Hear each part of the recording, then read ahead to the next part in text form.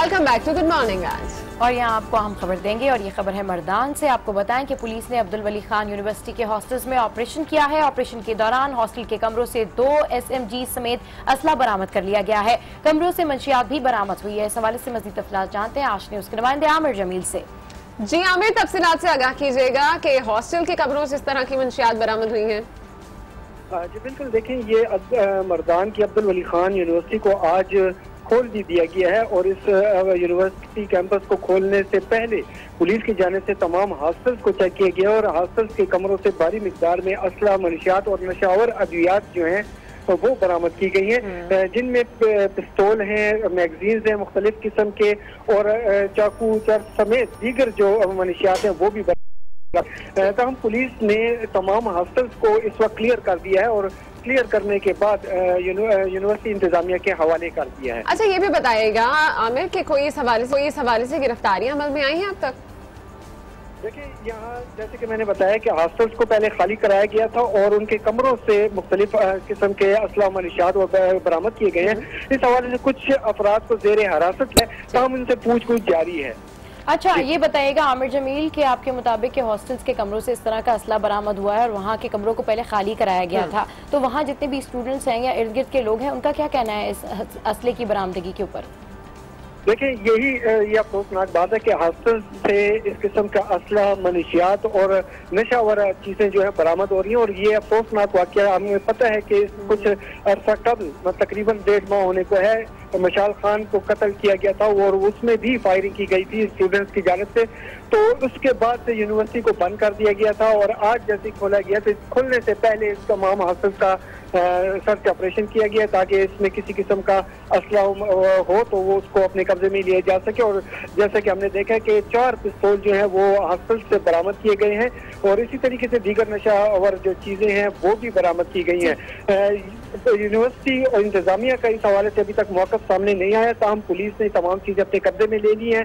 ज़ेर हिरासत जो अपराध है उनसे तफ्तीश जारी है। ठीक है, बहुत शुक्रिया आमिर जमील, आप हमें अपडेट कर रहे थे पेशावर से। और ये वाकया सामने आया है और अफसोसनाक बात यह है कि स्टूडेंट्स के हॉस्टल हैं और वहाँ पर SMGs और मंशियात जैसी चीजें जो है वो नजर आ रही हैं। बिल्कुल, और अभी यूनिवर्सिटी जाके खुली, पता नहीं क्या हो रहा है हमारी यूनिवर्सिटीज में। इस्लामाबाद यूनिवर्सिटी का भी यही हाल हुआ है, वहाँ पर भी जो है वो बंद किया हुआ है उन्होंने, फिर उससे पहले पंजाब नहीं आप देखते वहाँ पर हॉस्टल्स में, जो कि इंतहाई अफसोसनाक बात है क्योंकि बात यहाँ पर कौम के मुस्तकबिल की, हमारे स्टूडेंट्स की है और वहाँ पर इस तरह के केसेस सामने आ रहे हैं। खैर, आगे बढ़ते हैं और यस्टरडे टॉप स्टोरी से भी आपको आगाह करते हैं। FIA की जानिब से सोशल मीडिया पर पाक फौज के खिलाफ बयानबाजी पर PTI कारकुनों से तफ्तीश की गई है, जिस पर इंसाफी क़यादत भी मैदान में आ गई है। इमरान खान कहते हैं कि गिरफ्तार कारकुनों को रिहा ना किया गया तो सड़कों पर आकर एहतजाज करेंगे। एक बार फिर से पाक फौज के खिलाफ सोशल मीडिया पर बयानबाजी पर FIA हरकत में आई तो PTI वाले भी मैदान में आ गए। FIA की जानिब से 200 अफराद के खिलाफ कार्रवाई की खबर पर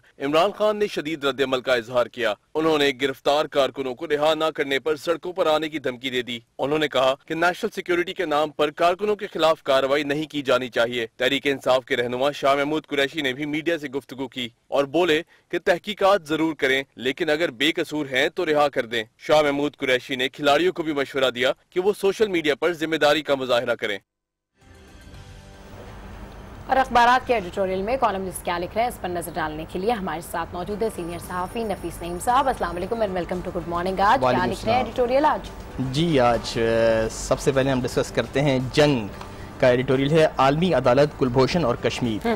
हमने देखा कि आलमी अदालत भारत जो है वो कुलभूषण की फांसी का मामला जो है वो इंटरनेशनल कोर्ट ऑफ जस्टिस ले गया और भारत के मीडिया ने जब वो वर्डिक्ट आया, जो उन्होंने एक शॉर्ट उसमें कहा कि स्टे ऑर्डर जैसे कहा गया कि जो है कुलभूषण की फांसी को जब तक कि हतमी फैसला ना आ जाए रोक दिया जाए, उस पर इंडिया मीडिया ने बहुत चीखा कि हमारी भारत की फतह है और पाकिस्तान की शिकस्त हो गई है।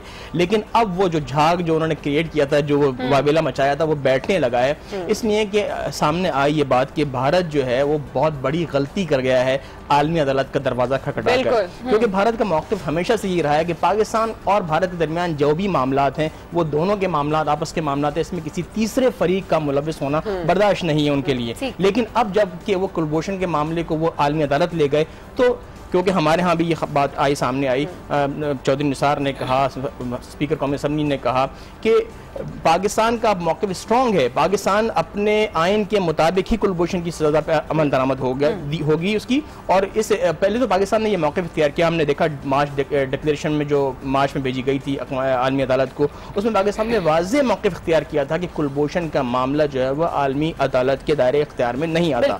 उसके बावजूद पाकिस्तान गया तो तनकीद हुई कि जब आपने ये मौक़िफ़ इख्तियार किया है कि ये आलमी अदालत के दायरे इख्तियार में नहीं आता तो आप क्यों गए? बिल्कुल नफीस नईम साहब, जहाँ पर अभी हम देख रहे हैं कि भारत की फतह की आवाजें बुलंद हो रही थी, वहीं पर एक आवाज भारत से ही बुलंद हुई है जिसमें उन्होंने कहा है कि हमें लगता है कि इतनी बड़ी गलती हो गई है इस वक्त आलमी अदालत का दरवाजा खटखटाकर, क्योंकि अब पाकिस्तान को भी ये मौका मिल चुका है कि हम अपने मसाइल के लिए, स्पेशली कश्मीर के लिए भी हम आलमी अदालत का दरवाजा खटखटा सकते हैं। तो क्या पाकिस्तान को इस तरह को कोई अब नेक्स्ट चांस लेना चाहिए? जी हाँ, ये जो बात खुद भारत के अंदर से ही ये बात उठी कि जो मार्कंडे काटजो, उनकी जो जस्टिस सुप्रीम कोर्ट के साबिक जज हैं, उन्होंने ये कहा कि भारत ने एक बहुत बड़ी गलती कर दी है मामला ले जाने के बाद, क्योंकि अब पाकिस्तान के पास ये राह हमवार हो गई है कि वो कश्मीर में होने वाली ज्यादतियों को जो है वो आलमी अदालत ले जाए, और ये होगा क्योंकि अब उन्होंने ये बात की है, ये पाकिस्तान को भी सोचना चाहिए कि कश्मीरियों के साथ, दारिया भी यही कहता है कि जो रखा है कश्मीरियों के साथ जो साथ दिहाई से जो जुल्म और बर्बरत की कहानियां वहाँ रकम होती हैं हर नए साल और हर रोजाना के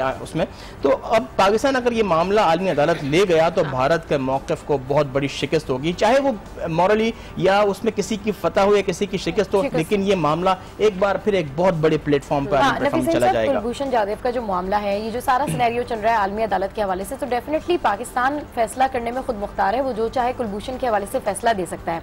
लेकिन अगर बात हो रही है कि जी भारत की जानिब से उनके जो सुप्रीम कोर्ट के साबिक जज हैं माखंडे ने, उन्होंने ये कहा कि जी अब बड़ी गलती हो गई है तो मसला कश्मीर भी उठा सकते हैं, तो मेरा ख्याल ये है कि अगर उन्होंने इस तरीके से कहा है तो उन्होंने डाइवर्ट करने की कोशिश की है कि जी अगर वो मसला कश्मीर उठाएंगे तो क्या मसला कश्मीर आलमी अदालत में उठाने से सॉल्व हो जाएगा? सवाल ये है। दूसरी बात ये है कि अगर हम कुलभूषण जाधव की बात करते हैं तो डेफिनेटली यहाँ से हमारे वकील भी गए हैं और इसके ऊपर मजीद काम भी हो रहा है, लेकिन पाकिस्तान का जो अपना स्टांस है वो यही है कि कुलभूषण जाधव का जो मामला है वो हमारा पर्सनल मामला है, हम इसको अपने तरीके से ही डील करेंगे, क्योंकि ऐसा बहुत दफा हो चुका है कि आलमी अदालत में एक दो दफा पाकिस्तान भी मौकफ लेकर गया है तो वो उन्होंने मुस्तरद कर दिया था। खैर, अगला जो एडिटोरियल है वो क्या कह रहा है? अगले एडिटोरियल से पहले मैं आपकी एक बात याद दे दूं कि खावर कुरैशी साहब को बहुत कम वक्त मिला था इसके, लेकिन उन्होंने अपना मौक़िफ़ भरपूर अंदाज से पेश किया, इसकी तारीफ भी हुई है, और पाकिस्तान के पास अब बहुत वक्त है इस केस को लड़ने के लिए और हम भरपूर तरीके से इसकी फाइट करेंगे, ये आप देखिएगा। और हमारा एक सेकंड एडिटोरियल जो हम डिस्कस करने जा रहे हैं वो एक्सप्रेस का है, सऊदी अरब में होने वाली कॉन्फ्रेंस और इसके असरात। आप लोगों ने बहुत इस पर एडिटोरियल जो अखबारों की हेडलाइंस पढ़ते हुए डिस्कस भी किया इस मामले को, कि हमने देखा कि अमेरिका अरब इस्लामिक कॉन्फ्रेंस जो है ये 54 ममालिक के सरबराहान ने शिरकत की। डोनाल्ड ट्रंप आए, वज़ीर नवाज शरीफ गए। डोनाल्ड ट्रंप की शिरकत खुद एक बहुत बड़ी इसमें एक डेवलपमेंट है कि, और अमेरिका के साथ सऊदी अरब ने $350 बिलियन के माहदे किए, जिसमें $110 बिलियन आपने हेडलाइन में बताया कि ये जो आलात हैं जो कि जंगी साजो सामान के हवाले से, ये इदारिया इसकी एक साइड पे जाता है कि ये सारी अच्छी बात है, इंसानी दहशतगर्दी के हवाले से ये तमाम इकदाम अच्छे हैं, लेकिन साथ में आप ईरान को एग्जैक्टली इसी पॉइंट पर आ रही थी घुमा के कि ये बयान उनकी जानिब से जो सामने आया, आज इवन हम हेडलाइंस भी देख रहे थे, और ईरान को जिस तरह से आइसोलेट किया गया है सब में, क्या लिखा है? लेकिन आइसोलेट से हम ये कहना जरूर ये बेहतर होगा कि उसका असर रसूख कम करने के लिए फोकस किया गया ना उसका असर, क्योंकि हम देख रहे हैं कि यमन में जब झड़पें हुई थी सऊदी फोर्सेस के साथ, उसके बाद सऊदी अरब ने ऐलान किया था कि वो एक ऐसी फोर्स बनाया जाएगा जिसकी वो सरबराही करेगा और वो ईरान का इन्फ्लुएंस कम करेगा। मशरिक़ वस्ता में ये दो अपनी इस्लामी क़ुव्वतें आपस में लड़ेंगी या आपस में महाज आराई होगी, ये खित्ते के लिए बेहतर नहीं है, चाहे कोई ज्वाइंट फोर्स बनाए, एक जो अरब नेटो फोर्स बनने जा रही है। बहरहाल जंगे जो है वो का कोई इलाज नहीं होती और इसमें जो है नुकसान ही नुकसान होता है, और दो इस्लामी ममालिक अगर महासारी क्रिएट करेंगे तो ये खतरनाक है। ऐसा तो नहीं है कि अमेरिका का इस वक्त सऊदी अरब की तरफ रुझान भी इसीलिए है कि सऊदी अरब को मजीद एम्पावर किया जा सके, और ये दोनों इत्तेहाद है, मतलब अगर आप बात करें ईरान की और दूसरी तरफ सऊदी अरब की, तो ये दोनों इस वक्त अगेंस्ट एक दूसरे के खड़े हैं, तो किसी एक की सपोर्ट से एक पार्टी का तो असर रसूख बढ़ जाएगा लेकिन दूसरी बिल्कुल ही डाउन हो जाएगी। उनकी तो बिल्कुल क्लियर है ना, सऊदी अरब का भी मौक़िफ़ क्लियर है कि हम ईरान का असर रसूख कम करना चाहते हैं। दाइश अल-कायदा ईरान को वो अपना जो है ना सबसे बड़ा मुखालिफ इस वक्त तस्वुर कर रहे हैं, अपनी सलामती के लिए खतरा तस्वुर कर रहे हैं, और डोनाल्ड ट्रंप का बयान भी। जी हाँ, अच्छा, बात हो रही है इस्लामिक कॉन्फ्रेंस की, इस्लामिक समिट की, तो चले थोड़ी सी बात डोनाल्ड ट्रंप की करते हैं और अमेरिकन पॉलिसी की करते हैं। अब सऊदी कॉन्फ्रेंस में उन्होंने शिरकत की। इस हवाले से उन्होंने कहा कि जी मैं लेक्चर देने नहीं आया हूँ और मुझे पता है कि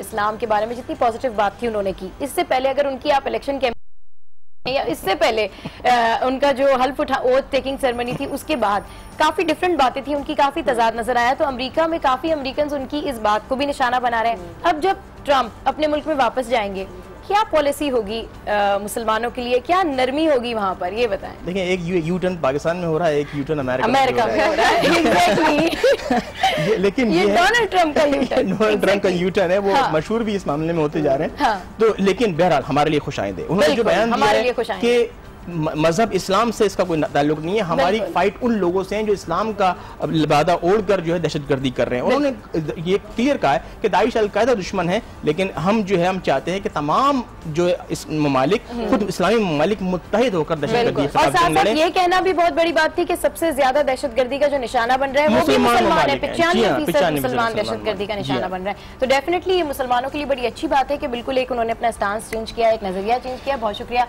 नफीस नईम साहब हमारे साथ मौजूद थे और दो अहम एडिटोरियल जो है वो डिस्कस कर रहे थे।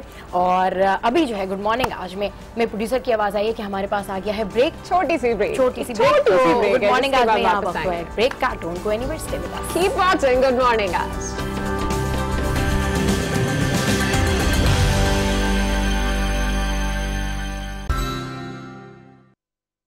अमरीका अरब इस्लामिक सरबराह इजलास से खिताब में अमरीकी सदर डोनाल्ड ट्रंप ने कहा कि अमरीका चाहता है शिद्दत पसंदी के खिलाफ इत्तेहाद में शामिल तमाम मुल्क यकसुई के साथ आगे बढ़ें ताकि शिद्दत पसंदी को जड़ से उखाड़ फेंकने का मकसद हासिल किया जाए। उन्होंने मुस्लिम ममालिक के सरबराहान से कहा कि दहशतगर्द गिरोह से सफारा हों जो इस तरह के जज्बात पर उकसाते हैं। मजहबी रहनुमाओं को ये बात बिल्कुल वाज़ेह कर देनी होगी कि वहशियानापन से असमत हासिल नहीं हो सकती। उन्होंने कहा कि अमरीका अपना निज़ाम जिंदगी दूसरों पर मुसल्लत नहीं करेगा। इजलास में शरीक ममालिक को शराकतदारी की पेशकश करता हूँ। उन्होंने अरब रहनुमाओं से कहा कि वो अपनी इबादतगाहों से दहशतगर्दों को निकाल बाहर करें। और अब नजर डालते हैं मजीद कुछ आलमी खबरों पर, जिसमें सबसे पहले आपको बताएं कि अमरीकी सदर ने सऊदी अरब में अपने दौरे को खूब एंजॉय किया है। उन्होंने सऊदी फरमारवा के साथ तलवार थाम कर रवायती रक्स भी किया। शाह सलमान ने डोनाल्ड ट्रंप और उनकी अहलिया मेलानिया को खाने के आदाब भी सिखाए।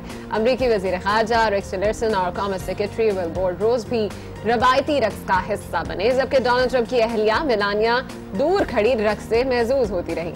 जी हाँ बिल्कुल, सऊदी हुक्काम की जानिब से डोनाल्ड ट्रंप को बताया गया कि ये बार डांस कहलाता है, जिस पर डोनाल्ड ट्रंप ने कहा दैट्स ब्यूटीफुल।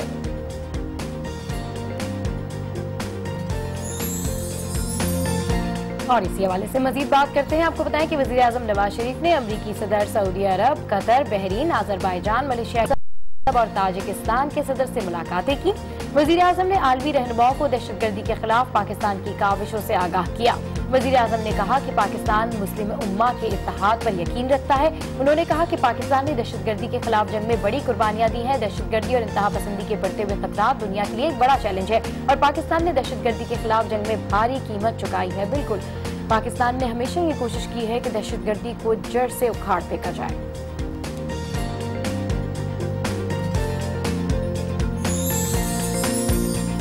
और अब आपको खबर देंगे साउथ कोरिया से। शिमाली कोरिया ने दरमियाने फासले तक मार करने वाले एक और मिसाइल का तजर्बा कर लिया है, जबकि मिसाइल जौहरी हथियार ले जाने की सलाहियत रखता है। शिमाली कोरिया का कहना है कि वो अपने मिसाइल तजर्बे जारी रखेगा, जबकि आज दागे जाने वाले मिसाइल ने 500 किलोमीटर तक बहिरा जापान में सफर किया। इससे पहले वाले मिसाइल ने 700 किलोमीटर तक दूर तक सफर किया था। जी हाँ बिल्कुल, शिमाली कोरिया जो है अब बिल्कुल मैदान में है।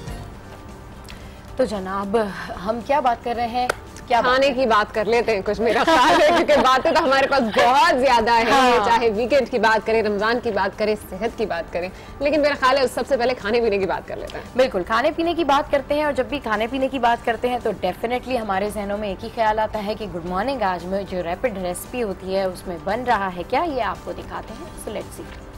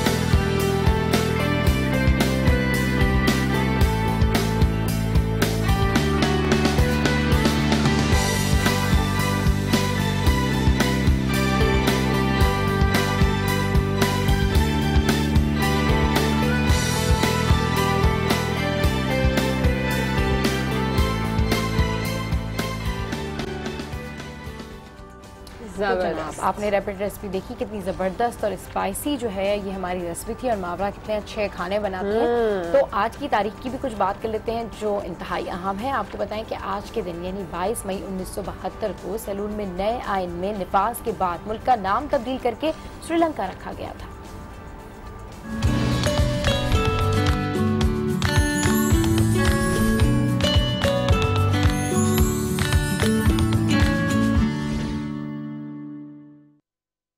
अक़वाम मुत्तहिदा की दौलत मुश्तरका का एक डोमिनियन था जो 1948 से 1972 के दरमियान कायम रहा। 1948 में बरतानवी सैलून को बतौर सैलून आज़ादी दे दी गई। 1972 में सैलून अक़वाम मुत्तहिदा की दौलत मुश्तरका की जमहूरिया बन गया और यूँ इसका नाम तब्दील करके श्रीलंका रख दिया गया।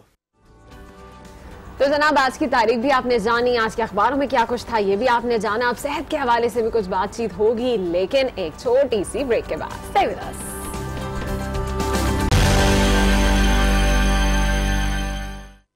Welcome back to good morning Aaj. और जैसा कि आप सबको पता है कि हम पूरा वीक ही हेल्थ के हवाले से मना रहे हैं, और खास करके इस दफा हमने फोकस किया है पीड्स को, पीडियाट्रिशियन को और बच्चों के तमाम मसाइल को। तो इसी हवाले से आज हम बात करेंगे ऑटिज्म पे कि ऑटिज्म क्या है, ये किस वजह से होता है। डेफिनेटली एक डिसऑर्डर है, लेकिन इसकी वजह क्या है और कितना ये क्यूरेबल है, किस हद तक इस पे काम किया जाता है, क्या क्या इसमें मसाइल होते हैं। इस वजह से आज हम आगा खान यूनिवर्सिटी हॉस्पिटल में मौजूद हैं और हमारे साथ 2 डॉक्टर्स भी मौजूद हैं, इनसे बात करेंगे। अस्सलाम वालेकुम and welcome to good morning आज।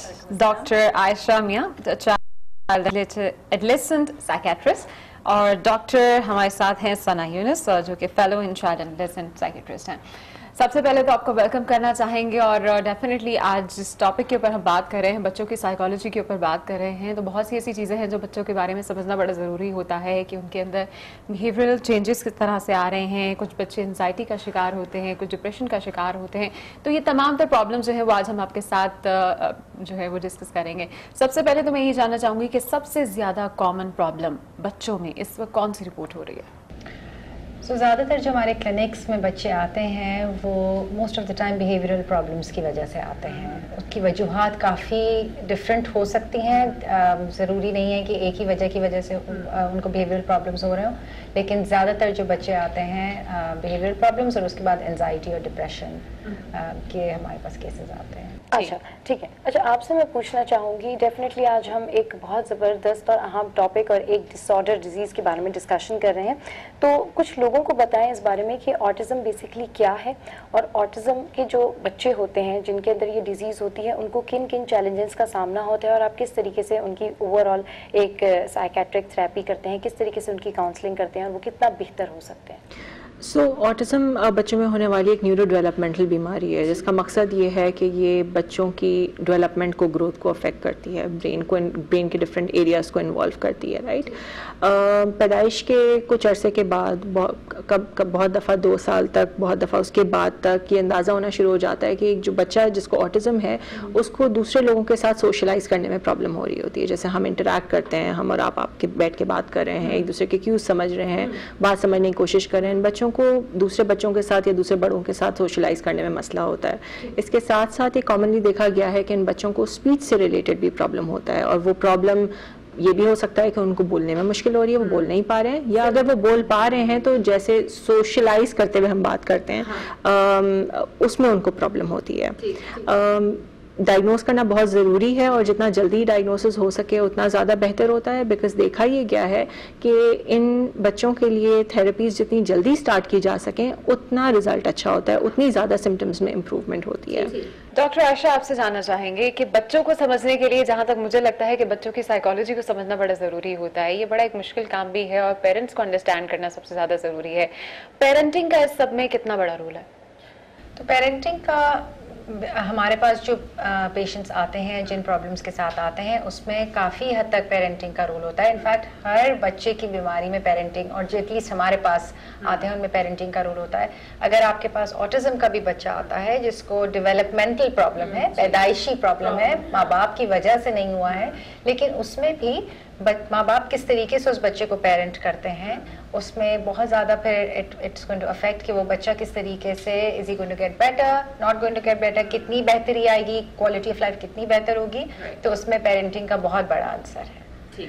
अच्छा, आपसे मेरी ब्रेक पे भी डिस्कशन हो रही थी इससे हवाले से, तो थोड़ा सा मैं ये जानना चाहूँगी कि डेफिनेटली जो बच्चे ऑटिज्म का शिकार हैं वो किस हद तक क्योर हो सकते हैं, किस हद तक उनकी कंडीशन को बेहतर किया जा सकता है, किस हद तक उनको उन बच्चों के साथ एटलीस्ट मिला के खड़ा किया जा सकता है जो बिल्कुल एक हंसते खेलते और विदाउट डिसऑर्डर बच्चे हैं। सो देखें, क्योंकि ये न्यूरो डेवलपमेंटल डिसऑर्डर है, यानी कि समथिंग ये इस वजह से होता है क्योंकि पैदाइश के दौरान या ड्यूरिंग प्रेगनेंसी कुछ इस तरह के चेंजेस ब्रेन में आते हैं जिस वजह से होता है, तो उसको कम्प्लीटली ठीक करना तो पॉसिबल नहीं होता, राइट।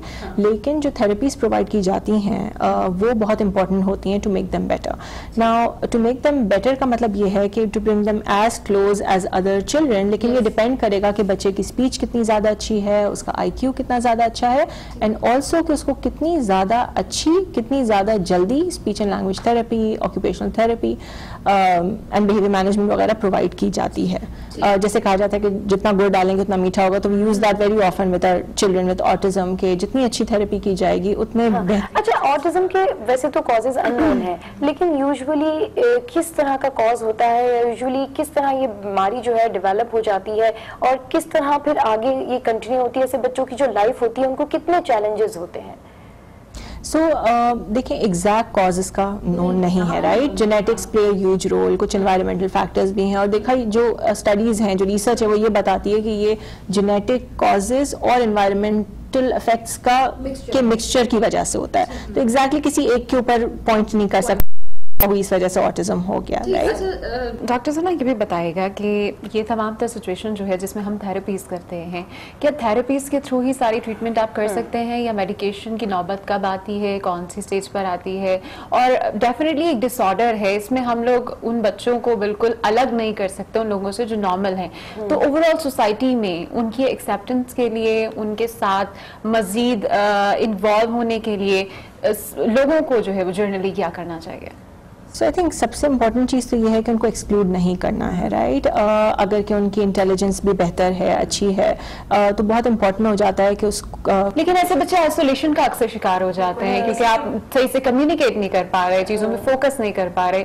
तो ये सिचुएशन जब होती है तो डेफिनेटली आप सोशली भी लोगों से दूर होना शुरू हो जाते हैं। ऐसे लोगों को अपने अंदर इन्वॉल्व रखना, सोशली उनको एक स्ट्रॉन्ग प्लेटफॉर्म प्रोवाइड करना, ये सब कैसे पॉसिबल हो सकता है? सो देखिए, स्कूल्स बहुत इंपॉर्टेंट रोल प्ले करते हैं। कुछ स्कूल्स हैं शहर में जो कि इंक्लूसिव स्कूल्स हैं, जिसका मतलब ये है कि वो उन बच्चों को जिनको ऑटिज्म होता है उनको लेते हैं अपने स्कूल्स के अंदर, राइट। बहुत सारे नहीं हैं ऐसे स्कूल्स, लेकिन कुछ हैं। सो आई थिंक हमें मूव करना है उस तरफ कि जब हमारे सारे स्कूल्स इंक्लूसिव हो सकें और वो रिसेप्टिव हों कि जिन बच्चों को डिलेज हैं, ऑटिज्म है, उनको अपने रेगुलर टिपिकली डेवलपिंग बच्चों के साथ रखें इनको भी। दैन उसके अलावा जो बाकी सोशलाइजेशन की अपॉर्चुनिटीज़ होती हैं, हम इस कल्चर में रहते हैं जहाँ पर हम सोशली आइसोलेटेड नहीं हैं। हमारे घर में धोबी भी आते हैं, माली भी होते हैं, अफोर्ड कर सकें तो ड्राइवर भी होते हैं, ऑल ऑफ दैट इंटरैक्शन। तो मेडिसिन की नौबत कब आती है, मेडिकेशन की तरफ आप कब जाते हैं? So let me answer that. So I think that एक तो ये चीज जानना बहुत जरूरी है कि ऑटिज्म की भी एक रेंज होती है, right. So the children with mild autism and then बच्चे ऐसे भी हैं जिनको बहुत सिवियर ऑटिज्म होता है। तो जिनको बहुत सिवियर ऑटिज्म है, sometimes main stream school is not the right school for them. उनको फिर हमें उस तरह के स्कूल में डालना पड़ता है जहाँ पे ऐसे बच्चों के को सही तरीके से केयर टेकिंग उनकी अवेलेबल है और उनको किस तरीके से पढ़ाना है या लाइफ स्किल सिखाने हैं। मेडिसिन की ज़रूरत तब आती है जब बहुत सिवियर बिहेवियर प्रॉब्लम्स आते हैं। सो अगर अग्रेशन है, अपने आप को वो हार्म कर रहे हैं, किसी और को हार्म कर रहे हैं, बहुत एजिटेटेड हैं, बहुत हाइपर एक्टिव हैं, सुकून से नहीं बैठ पा रहे हैं, कुछ सीख नहीं पा रहे हैं बिकॉज उनको इतनी ज़्यादा दूसरे प्रॉब्लम्स हैं, तो उस सूरत में फिर एंड देन थेरेपी भी नहीं, उस थेरेपी में भी कुछ सीख नहीं पा रहे because there all over the place, very agitated, very aggressive. तो then we use medications to help them calm down a little bit और take care of the behaviours. से भी है डेफिनेटली ऑटिज्म के बच्चों को जब आप डील करती हैं या आप देखती हैं कि कोई ब्रेन डिसऑर्डर है, इस तरह के पेशेंट्स आपके पास आते हैं, तो कितने चैलेंजेस का सामना होता है? एक तो पेशेंट को होता है और एक डॉक्टर को भी होता है, और जब वो पेशेंट लेता है, उसकी हिस्ट्री लिखता है, तो उस वक्त किन बातों का ख्याल रखा जाता है और क्या चीजें जहन में रख के आप फिर ट्रीटमेंट करते हैं? देखिए, when you treating a child, जब भी आप पीडियाट्रिक्स में किसी को भी, you treating the whole family. I think it's very very important. And Pakistan में, I worked abroad as well, Pakistan में you become part of the family. So I think that's also very important कि फिर आपको उसी तरीके से वो they are looking at you कि सिर्फ एक डॉक्टर की तरह नहीं देख रहे, स्पेशली अगर डेवलपमेंटल है तो वो आपको बचपन से आपके पास आ रहे हैं और रहेंगे आपके साथ, क्योंकि बच्चा जैसे जैसा बड़ा होगा उसके अलग फिर चैलेंजेस आएंगे। बिल्कुल, चैलेंजेस बहुत डिफरेंट किस्म के होते हैं। अच्छा, एक चीज जो मैंने देखा है कि बच्चों में जो स्टबर्न चाइल्ड होता है हमारा, और उसके लिए भी हम समझते हैं कि शायद इसको कोई साइकोलॉजिकल प्रॉब्लम है। इतना जिद्दी तो बच्चा नहीं होता, चाहे आप उसको डांट लो चाहे मारपीट कर लो, लेकिन जिन चीजों में वो जिद्दी है वो जिद्दी ही रहता है। ये प्रॉब्लम भी बड़ी कॉमन है और हम लोग समझ नहीं पाते कि ये साइकोलॉजिकल है या नहीं। क्या इसका कोई ताल्लुक है इस सब चीज से? ताल्लुक नहीं है। स्टबर्न बच्चे, जो जिद्दी बच्चे होते हैं, वो बहुत वजूहात की वजह से जिद्दी हो सकते हैं, कुछ भी हो सकता है।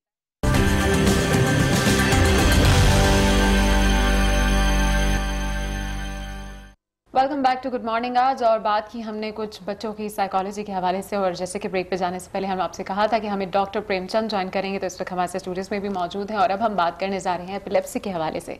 मेरी तरह आप में से भी बहुत से लोगों के जहन में सवाल आया होगा कि एपिलेप्सी आखिर है क्या चीज़ और इसके साइन एंड सिम्टम्स क्या हैं, इसकी क्या क्या स्टेजेस हैं। इन्हीं सब पर बात करने के लिए आज हमारे से स्टूडियोज में भी डॉक्टर प्रेमचंद मौजूद है।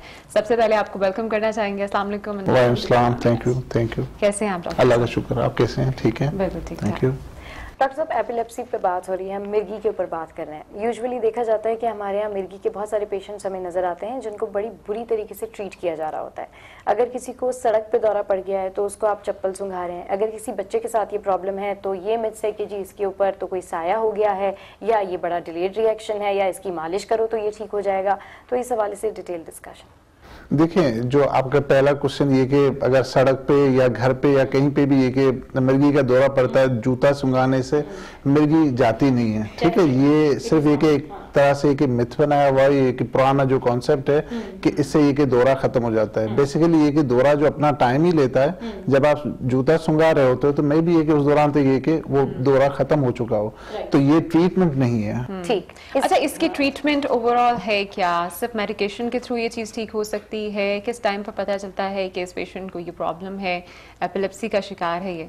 देखो, एपिलेप्सी क्लिनिकल डायग्नोस होता है। क्लिनिकल से मुराद ये कि बच्चे में आपको ये कि क्या नजर आ रहा है, जो कि बहुत जरूरी होता है। अगर एपिलेप्सी का मकसद है 2 या 2 से ज्यादा दौरे 24 घंटे के अपार्ट गैप से, जो कि अगर ये कि दौरा पड़ रहा है तो जिसको हम ये कि एपिलेप्सी कहते हैं। अगर किसी को ये कि एक दफा हुआ है तो वो एपिलेप्सी काउंट नहीं होगी, उसको कहते हैं सीजर या फिट का एपिसोड, ठीक है जी। तो वो डिफरेंट है। फिर ये कि जब डायग्नोज हो जाता है, दौरों का भी है कि बच्चों में बहुत सारे एग्जाम है जिसमें ये कि पूरा जिस्म अकड़ जाता है, किसमें ये कि ज़बान दांतों के बीच में आ जाती है, और दूसरा कि कुछ में ये होता है कि ये कि अचानक से ये कि गिलास हाथ से गिर गया, आंखें ऊपर चढ़ गई, स्कूल में बैठे बैठे आंखें अप्रोल हो गई। तो there are the different types of the epilepsies in paediatric population. अच्छा, which is the most common type of? देखो, जो कॉमन टाइप जो कि वो जनरलाइज जो कि एपिलेप्सी का टाइप है, और जिसमें ये कि पूरा जिस्म अकड़ जाता है बच्चे का, और ये कि आंखें ऊपर चढ़ जाती हैं, कभी कभार पेशाब और पोटी भी निकल जाती है। अच्छा, ये बच्चों में बहुत ज्यादा अब आजकल हम देख रहे हैं कि कॉमन होना शुरू हो गया। पहले तो हम देखते थे कि सिर्फ एडल्ट्स तक ये बात थी, जो बड़े हो रहे थे बच्चे उनमें ये बात थी। अब तो हम देख रहे हैं कि छोटे बच्चों में भी ये प्रॉब्लम है, और समवेयर तो ये पैदाइशी तौर पर भी बच्चों में है कि एक बच्चा पैदा हुआ और उसके बाद आपको रियलाइज होता है कि रो नहीं रहा, या फिर कोई इस तरह के इश्यूज भी सामने आ जाते हैं। डॉक्टर साहब, मैं ये जानना चाह रही थी कि इसकी अगर हम बात करें थोड़ी बहुत ट्रीटमेंट के हवाले से, तो ये सिर्फ मेडिकेशन के थ्रू ही आप इसको ठीक कर सकते हैं या फिर कोई और भी इसका तरीका होता है? देखो, पहली बात ये कि मेडिकेशन जो कि वो फर्स्ट जो कि वो चॉइस यही है कि आप ये कि दवाइयों के साथ उसको ठीक करें। और दूसरा है कि अगर बच्चा, कोई भी बच्चा एपिलेप्सी का अगर 2 या 3 दवाइयों पे अगर आपने ये ट्राई किया है, उनको ये मैक्सिमम मेडिकेशन डोज दिया, अगर कुछ फर्क नहीं पड़ता है, तो फिर ये कि आप ये कि उनको ये कि डाइट पे लाते हैं, जिनको ये कि कीटोजेनिक डाइट कहते हैं। दूसरा ये होता है कि फिर ये कि एपिलेप्सी सर्जरी होती है। ब्रेन का जो एरिया है, जो कि डिफेक्टेड एरिया है, उसी को ये कि आप निकाल दें, ठीक है जी। उसको ये कि सर्जरी करके निकाल दें, रिमूव कर दें, तभी भी सर्जरीज भी होती हैं। उसके अलावा बाकी एक डिवाइस होता है जो कि यहाँ पे नेक पे लगता है, जिसको एक वेगस नर्व स्टिमुलेटर जो है कि वो VNS डिवाइस होता है वो कंटिन्यूअसली जो है कि स्टिमुलेट कर रहा होता है, जो कि बहुत ही कॉस्टली है। डॉक्टर साहब, ये जो बात आपने की है वेगस नर्व डिवाइस की, ये मैं पूछना चाहूंगी कि ये परमानेंटली जिसको लगाते हैं तो उसको परमानेंटली लगा देते हैं? परमानेंटली। अच्छा, और इसी में एपिलेप्सी में ये बात भी कही जाती है कि बहुत सारे लोग ये कहते हैं कि नहीं, इसका तो इलाज सारी जिंदगी है, लेकिन समहाउ एंटीरियर सिंध में अगर हम जाएं या ऐसे इलाकों में जाएं जो ज्यादा डेवलप नहीं है, वहाँ पे ये मर्ज बहुत ज्यादा आम होता है और वहाँ के लोग इसी तरह तड़पते रहते हैं और परमानेंटली जो है वो दवाइयों पे होते हैं। क्या ये मर्ज मुस्तकिल तौर पे खत्म हो सकता है? देखो, बच्चों में ये कि आपको 2 साल तक अगर ये कि बच्चे को आपने दवाई दी है, प्रॉपर ट्रीटमेंट हुआ है और उसमें ये कि कोई दौरा नहीं पड़ा है, तो 60 से 70% में ये कि चांसेस होता है कि ये कि दोबारा दौरा न पड़े। 2 साल के बाद ये कि आप ये कि आस्ता आस्ता करके दवाई को बंद कर सकते हो। दवाई के बंद करने से चांसेस जो होते हैं 30 to 33% ये कि अगर मैं 100 बच्चों की ये कि दवाई बंद करूं जिनको ये कि 2 साल तक फिट्स नहीं हुए हैं, तो उनमें ये कि सिर्फ 30 से 33% बच्चों में ये चांसेस हैं कि उनको दौरा पड़ सकता है। मगर दूसरी जगह आप देखें कि 70% जो बड़ा एक वो है चंक है, उसमें तो कुछ भी नहीं होता। बहुत सारे मेरे ऐसे पेशेंट है जिनकी ये कि दवाई बंद हो चुकी है। अच्छा प्रेमचंद साहब, क्या वजह है कि इतना ज्यादा ये चीज कॉमन हो चुकी है? कोई अभी इसकी कोई कॉज पता चल चुकी है कि ये इस वजह से ज्यादा कॉमन हो रही है? समवेयर खवातीन जो प्रेग्नेंट होती हैं वो कोई गफलत बरत देती हैं जिसकी वजह से बच्चों में ये प्रॉब्लम आ जाती है, या फिर पैदाइशी तौर पर कोई ऐसी चीज, कोई ऐसा डिसऑर्डर है ये जो कि आपके साथ चलता रहता है? कोई एक वजह अभी तक जो डायग्नोज हो सके? देखो, उस पे कि मल्टीफैक्टोरियल जो कि मल्टीफैक्टोरियल से मुराद ये कि बर्थ से लेके आप ये कि जब ये कि बच्चा बड़ा होता है तभी से। अभी होता ये कि अगर फॉर एग्जांपल अगर ये कि बच्चे की पेट, माँ के पेट में ये कि अगर ग्रोथ नहीं हुई है, ब्रेन ये कि डैमेज हुआ है या मेल डेवलपमेंट हुई है, बच्चे की जो ब्रेन की ग्रोथ होती है वो पैदाइश जब ये कि 4 हफ्ते का होता है माँ के पेट में तभी से स्टार्ट हो जाती है। अगर किसी भी वजह से ये कि ब्रेन की अगर ग्रोथ नहीं हुई है या सही ग्रोथ नहीं होती है तभी भी हो सकते हैं जब बच्चा पैदा होता है। दूसरा ये होता है कि जब बच्चा फौरन पैदा होता है, अगर नहीं रोया है और ये कि दिमाग को ऑक्सीजन की कमी हुई है, तो तभी भी ये कि उनको ये कि फ्यूचर में फिट्स आने के चांसेस होते हैं। तीसरा जो इम्पोर्टेंट वजह ये कि जिन बच्चों को ये कि मेनिंजाइटिस या इंसेफेलाइटिस जो गर्दन तोड़ बुखार होता है उसके भी कॉम्प्लिकेशंस में ये कि आ जाता है, तो उनमें भी ये कि दौरे पड़ सकते हैं। दूसरा ये होता है कि जेनेटिक या फैमिली, सपोज करें अगर ये कि एक पुश्त फैमिली में आ रहा है जिसको ये कि जेनेटिक एपिलेप्सी कहते हैं, but on the top 68% of the cases में आपको कोई रीजन नहीं मिलता कि एपिलेप्सी क्यों हुई है। ठीक है, अच्छा, अननोन रीजन है कि एपिलेप्सी क्यों होती है। अच्छा, आपने कहा कि जेनेटिकली भी होती है और जिन लोगों को मेनिंजाइटिस होता है उन लोगों में भी ये जो है साइन एंड सिम्टम्स आ सकते हैं इसके। एक तो मैं पूछूंगी कि जो बच्चे मेनिंजाइटिस का शिकार होते हैं उसके बाद उनको क्या प्रिकॉशन करनी चाहिए कि इस मर्ज से वो बच सके, और दूसरा क्वेश्चन ये कि जो एपिलेप्सी के जितने भी पेशेंट्स होते हैं हमारे यहाँ, उनका जो ट्रीटमेंट होता है वो बेचारे कभी भी उनको कहीं भी दौरा पड़ जाता है, तो उसके लिए उनको क्या प्रिकॉशन अपने साथ रखनी चाहिए, क्या मेडिसिन रखनी चाहिए कि वो अगर कहीं जा रहे हैं किसी चीज में तो वो अगर अचानक उनको वो दौरा पड़ जाए, अटैक आ जाए, तो वो चीज इस्तेमाल कर लें? देखो, पहली बात ये कि जो गर्दन तोड़ बुखार मेनिंजाइटिस है उसकी कि बाद में कोई ये कि प्रिकॉशंस नहीं है। आप अर्ली डायग्नोज अगर कर लें तो फिर ये कि फ्यूचर में उनको ये कि एपिलेप्सी होने के चांसेस कम होते हैं। ठीक है, आपने ये कि पहले बच्चे को डायग्नोज किया, आपने उसको प्रॉपर ट्रीटमेंट दिया, फिर ये कि फ्यूचर में पड़ने के चांसेस कम होते हैं।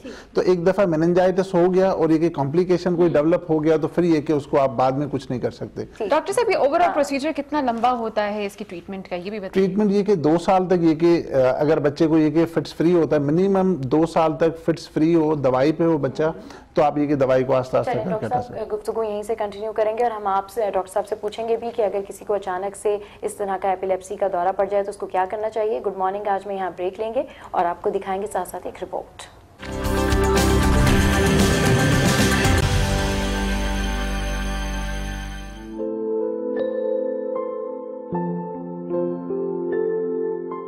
मेरा नाम मसूद खान है, ये मेरा बेटा मोहम्मद साद जिसकी उम्र तकरीबन 2 साल 9 माह है।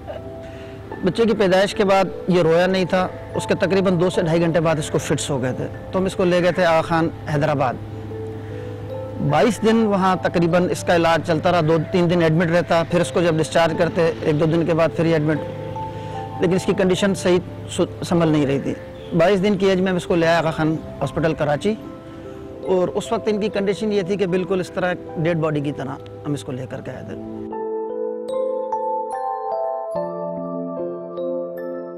यहाँ आने के बाद यहाँ के जो डॉक्टर्स और जो स्टाफ की कोशिश थी। शिफा देने वाली अल्लाह की ज़ात है, बहरहाल इनकी कोशिशों से दिन ब दिन आस्ते आस्ते अब ये अल्हम्दुलिल्लाह इतना है कि पहले तो इसको महीने में समझे 10 से 12 दिन ही हॉस्पिटलाइज रहते थे सिक्रेशन की वजह से। इनको सिक्रेशन हो जाती, इस वजह से फिर यहाँ पे इनको एडमिट कर दिया जाता। लेकिन अब ये है कि 1 साल के बाद से इनको अल्हम्दुलिल्लाह कोई फिट्स नहीं पड़े।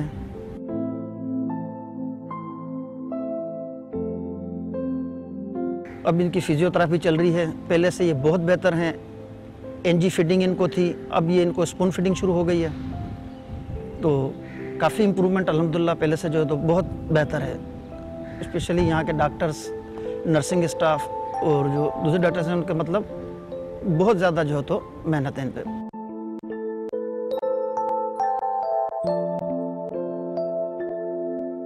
जब फर्स्ट टाइम इसको फिट्स हुए थे तो जाहिर है ख़ानदान में पहला केस था, तो इतना कोई अवेयरनेस भी नहीं थी।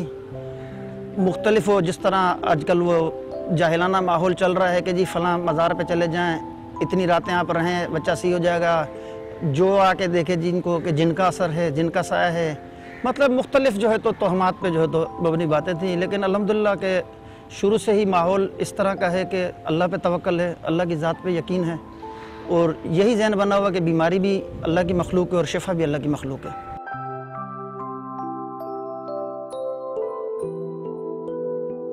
हमने इस बीमारी को एक जंग की तरह जो है तो लिया इसको, और यही था कि अल्लाह की मदद से इंशाल्लाह ये हम जंग जीतेंगे। और अल्हम्दुलिल्लाह मैं इस वक्त इस कंडीशन में मतलब ये बरमला कह सकता हूँ कि 70% जंग अल्हम्दुलिल्लाह हम ये जीत चुके हैं, और बाकी इंशाल्लाह 30% भी अल्लाह की मदद से जो है तो इंशाल्लाह इसमें बेहतरी आ जाएगी।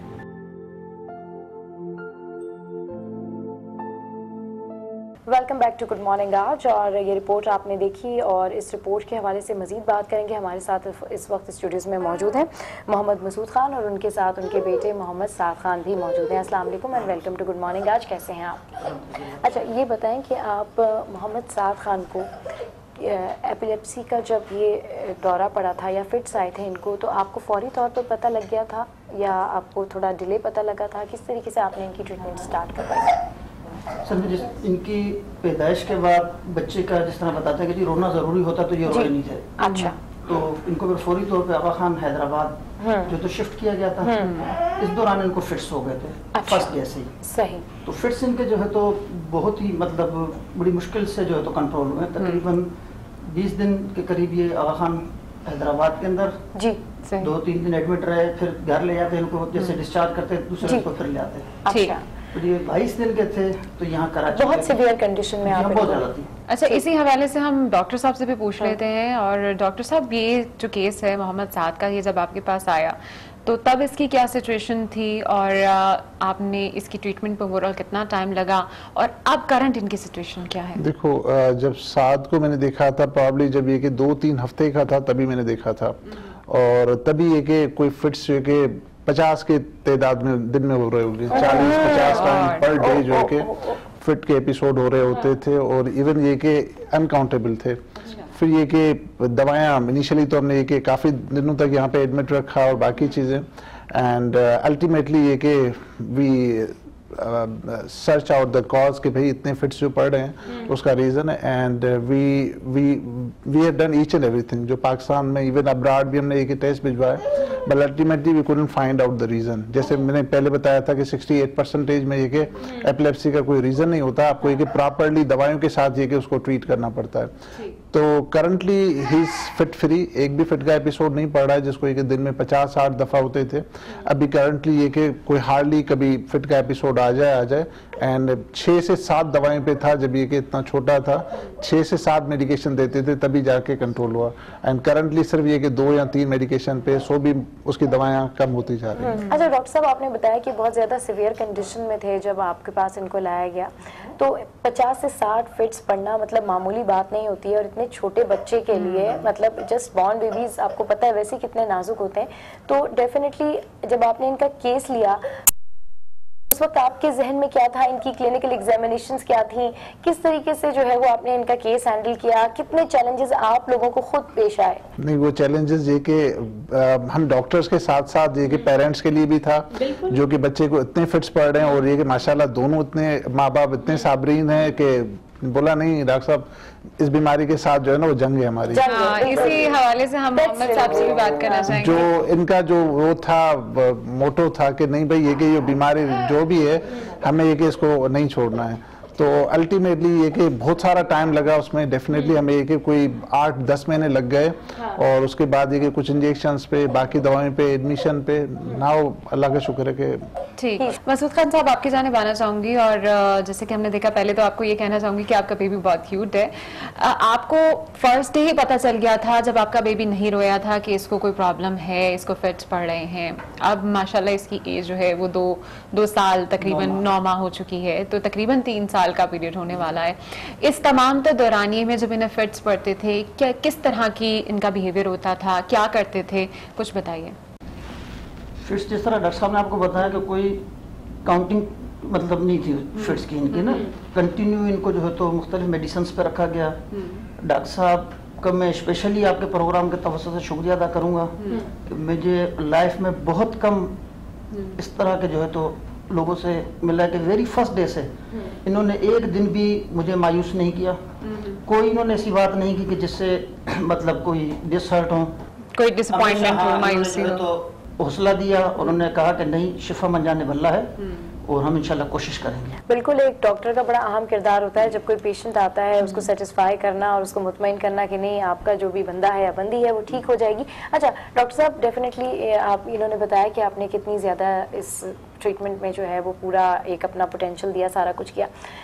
इस तरह के और भी केसेस दीगर सेक्टर्स में आते हैं, गवर्नमेंट सेक्टर्स ले लीजिए या दीगर एरियाज ले लीजिए जो इतने ज़्यादा डेवलप नहीं है, तो ये लकी थे, ये आप एक राइट डॉक्टर के पास आ गए, आगा खान आ गए और प्रॉपर इनके बच्चे की ट्रीटमेंट हो गई। लेकिन ऐसे बहुत सारे माँ बाप हैं जिनको एग्जैक्टली ये पता ही नहीं है कि ये एपिलेप्सी है, ये फिट्स हैं और इसका फौरी तौर पर इलाज भी मुमकिन है, और वो इधर उधर घूमते रहते हैं और उसके बाद जब वो सर्टन एज के ऊपर बच्चों को लेकर आते हैं तो फिर वो होता है कि फॉर एवर लाइफ टाइम उनको ट्रीटमेंट या ड्रग्स के ऊपर रखा जाता है। देखो उसके लिए जो बेस्ट तरीके का है कि आप ये कि पहले तो ये कि अगर वो जज कैसे कर ले अर्ली के साइलेंट सिम्टम्स हैं, साइलेंट सिम्टम्स जो कि जो फिट्स के हैं उसके कि जैसे मैंने पहले बताया कि मल्टीपल टाइप्स जो कि वो बच्चों में फिट्स के हैं जिसमें ये कि पूरा जिस्म अकड़ जाता है और ये कि पेशाब निकल जाता है, आंखें ऊपर चढ़ जाती हैं, चीजें हाथ से गिर जाती हैं, तो ये सारे जो प्रॉब्लम्स हैं उसके साथ। अब ये कि ये अगर रिकरेंट हो रहा है, सपोज करें एक दिन हुआ, दूसरे दिन हुआ, तीसरे दिन हुआ, फिर ये कि आपको ये कि किसी करीबी डॉक्टर को पहले उनसे मशवरा कर लें, अगर ये कि या पीडियाट्रिशियन को जाके दिखाएं कि भाई प्रॉब्लम क्या है आखिरकार, तो वो अगर डायग्नोज ये कि उनसे नहीं होता फॉर एग्जांपल, तो फिर ये कि आप ये कि किसी टर्शियरी केयर हॉस्पिटल में उनको ये कि रेफर कर दें, that is the best way कि उसको ये कि आप ये कि ट्रीटमेंट का ऑप्शन दे सकें। अच्छा डॉक्टर साहब ये बताइएगा कि ये जो कहा जाता है कि निमोनिया हो जाए या फिर अगर आपको जॉइंटिस हो जाए या फिर बहुत ज्यादा आपको हाई फीवर हो गया है, इस वजह से भी आपको समटाइम्स फिट्स पड़ना शुरू हो जाते हैं और लोग इसको भी एपिलेप्सी के साथ ही जोड़ देते हैं, कितना ये इंटर रिलेटेड है। और दूसरी चीज ये कि समटाइम्स ये भी कहा जाता है कि ओवरडोज मेडिसिन की वजह से ये रिएक्शन हो गया था। इस हवाले से देखो अभी पहली बात ये कि जो आपने बताया कि बुखार के साथ या जॉन्डिस के साथ वो डिपेंड करता है। फॉर एग्जांपल अगर किसी भी बच्चे को 6 माह से लेके 6 साल तक की उम्र में बुखार के साथ ये कि आते हैं तो फिर ये कि आप उनको फेब्राइल फिट्स कहते हो। पहले ये कि आपने कि अगर गर्दन तोड़ बुखार को ये कि रूल आउट किया, रूल आउट करने का मकसद ये कि आपने रीढ़ की हड्डी से पानी का टेस्ट किया है, अगर उसमें कोई चीज़ नहीं आती तो फिर आप उसको कहते हो फेब्राइल फिट्स। फेब्राइल फिट्स और ये कि एपिलेप्सी में डिफरेंस है। तो ओवरऑल जो कि 3 to 5% ओवरऑल जो कि पीडियाट्रिक जो कि पॉपुलेशन है उनको फेब्राइल फिट्स ये कि हो सकते हैं 3 से 5% में। उन 3 से 5% में ये कि 6 साल के बाद जो रिस्क है वो सिर्फ 1% है, जो कि जनरल पॉपुलेशन का है, किसी को भी एपिलेप्सी हो सकती है, मगर ये कि उस दौरान जो कि जो है उसको आप ये कि एपिलेप्सी नहीं कह सकते, उसको फिर ये कि आप फेब्राइल फिट्स कहते हो। फेब्राइल फिट्स के बाद अगर ये कि 6 साल के बाद होते हैं फिट, तो फिर आप उसको एपिलेप्सी लेबल करते हो। अच्छा मसूद खान साहब आपसे कुछ पूछना चाहूंगी, ये बताएं कि आपकी फैमिली में इससे पहले किसी को एपिलेप्सी थी, किसी को एपिलेप्सी के कोई जो है वो इस तरह के फिट्स पड़ते थे? नहीं जी, मेरे माशाल्लाह से बड़ा बेटा वेस्ट में IB की तैयारी कर रहा है, 3 बेटियां हैं, बड़ी बेटी मेडिकल की ग्रेट ग्रैंड्स में से भी, पेरेंट्स में से भी, छोटा बेटा ये है, तो किसी पूरी फैमिली में, हमारी जॉइंट फैमिली है, 5 भाई हम लोग साथ हैं। तो ये आपकी वाइफ आपकी कजन है, करीबी कजन? जी हाँ, फर्स्ट कजन। अच्छा, ये वही बात हो जाती है जो हम कह रहे थे कि किसी हद तक हम इस कॉज पे पहुंचते कि अगर इंटर मैरिजेस होती हैं तो उसमें फिर इस तरह की कॉम्प्लिकेशंस आती हैं। देखो, इंटर मैरिजेस ऐसा नहीं कि मैं कहूँगी नहीं 100% में कोई चीज आ रही हो। हाँ, अगर फॉर एग्जांपल अगर ये कि इनके या और बच्चों में या इनके फैमिली में किसी और को एपिलेप्सी है और ये कि ये फैमिली जनरेशन टू जनरेशन ये कि वो ट्रांसफर हो रही है, वो अलग है। ये वाला जो कि फर्स्ट टाइम हुआ है तो अभी के सम टाइम ये कि जो जेनेटिक इटियोलॉजी है वी कांट। अच्छा डॉक्टर साहब, एक बड़ा कॉमन हमारे यहाँ हमारी सोसाइटी में एक बहुत ही कॉमन प्रैक्टिस हो चुकी है कि अगर किसी को मिर्गी का दौरा पड़ता है, पहली बात तो आपको समझ में नहीं आती कि इसे हो क्या रहा है। दूसरी चीज, आपके जहन में ये ख्यालात उल्टे सीधे आ जाते हैं कि शायद जिन चुड़ैल चढ़ चुका है। और ये हमने देखी है बड़ी खबरें सामने आई हैं कि लोगों ने बाकायदा तौर पर जाकर पीर फकीरों के हवाले कर दिया और इस तरह की इतनी उल्टी सीधी उनके साथ ट्रीटमेंट्स हुई हैं कि समटाइम्स वो चाहे मिर्गी से तो ना मरते लेकिन उनकी ऊंट पटांग हरकत कर गए। सबसे पहले अगर किसी शख्स को पता चलता है कि उसे मिर्गी है या प्रॉब्लम इस तरह की हो रही है, लोगों को क्या करना चाहिए और फर्स्ट एड घर में आप किस तरह से दे सकते हो? और सबसे पहले वो रुजू किससे करें, किसी पीर फकीर से कि किसी डॉक्टर से? नहीं, पीर फकीर से देखो, उसका एक इलाज मेडिकल में अवेलेबल है और ये कि ये ट्रीटेबल कंडीशन है। ये ऐसा नहीं कि ये कि पीर फकीर के पास जाने की कोई वो जरूरत नहीं है। अगर ये कि पहले डायग्नोस हो जाए उसके बाद ये कि जो घर के लिए जो दवाई कुछ देते हैं हम ये कि वो एज ए प्रोफाइलैक्सिस मेडिकेशन देते हैं कि मजीद ये कि फिट्स का एपिसोड ना हो। अगर ये कि जो एक्यूटली का मकसद ये कि घर में बैठे हैं उस दौरान अगर ये कि बच्चे को दौरा पड़ गया है तो ये कि खाने की जगह से एक दवाई देते हैं, वो उस दौरान आप लगा दें तो फिट्स रुक जाएंगे। ये सडन अटैक आ जाए तो उसमें बाकी जो हम दवाएं दे रहे होते हैं वो प्रोफाइलैक्सिस ये कि लॉन्ग टर्म के लिए दे रहे होते हैं। अगर वो आप रेगुलर दवाई ले रहे हो तो दिन में 1 या 2 दफा होती है, अगर रेगुलर ले रहे हो तो फिर ये कि फिट्स आने के चांसेस बहुत ही कम होते हैं। बहुत शुक्रिया डॉक्टर प्रेम साहब और मसूद साहब, आपने हमें ज्वाइन किया और एपिलेप्सी के ऊपर बात की। एपिलेप्सी के ऊपर आज हमने बात की और हमारा ओवरऑल जो मकसद है वो भी यही है कि पीडियाट्रिक्स के हवाले से, बच्चों के हवाले से जितने भी मसाइल हैं आपके सामने लेकर आएँ और आपको बताएं, आपको अवेयरनेस दें कि आप इसको किस तरह से सॉर्ट आउट कर सकते हैं। तो जितने भी बच्चों को, जितने भी लोगों को एपिलेप्सी है, सबसे पहले आप अपने डॉक्टर्स के पास जाएं रेदर देन कि आप कोई होम रेमेडी करें या फिर आप कोई मिथ्स किसी किस्म की कायम करें। और एपिलेप्सी के पेशेंट को प्लीज सड़क पे या किसी भी जगह पे बैड ट्रीटमेंट मत दिया करें। इससे एक तो उसकी सेल्फ रिस्पेक्ट भी हर्ट होती है और दूसरा ये कि बैड एटिकेट्स हैं। और डॉक्टर साहब ने जैसे कहा कि सडन अटैक आए तो आप वही ट्रीटमेंट करें। बिल्कुल, और हम उम्मीद करते हैं कि जीएमए की इस तमाम तर मुहिम से आप लोगों को भी बहुत कुछ सीखने को मिल रहा होगा और बच्चों की केयर किस तरह से की जाए ये जानकर मेरा ख्याल है कि जिस तरह की आज हमने साइकोलॉजिकल कुछ उनके इशूज जिक्र किए, उसके अलावा एपिलेप्सी के हवाले से बात की, तो ये कुछ चीजें हैं जिनसे मुझे लगता है कि आप लोगों को भी ये शो देखकर बहुत फायदा हो रहा होगा। इसी के साथ ही प्रोग्राम जो है वो अपने खत्म को पहुंचता है। इंशाल्लाह कल आपसे फिर मुलाकात होगी कुछ नए मेहमानों के साथ, कुछ नए टॉपिक्स के साथ। टिल देन अपना बहुत ख्याल रखिए and keep watching good morning आज।